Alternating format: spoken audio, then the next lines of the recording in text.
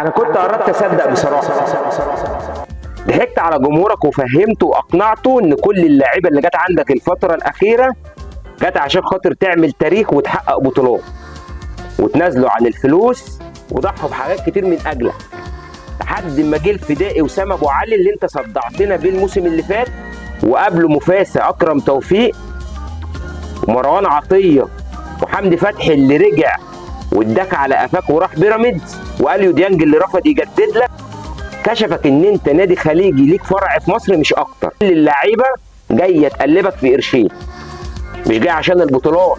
اللي حصل ده ملوش معنى غير كده.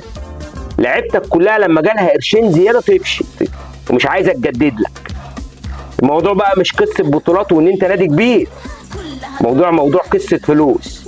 اللعيبه اللي قاعده عندك ومش عايزه تسيبك، مش عايزه تسيبك عشان انت مديها اكبر من حجمها وعامل لها مقام الجماهير بتروح تزوره كل خميس وجمعه.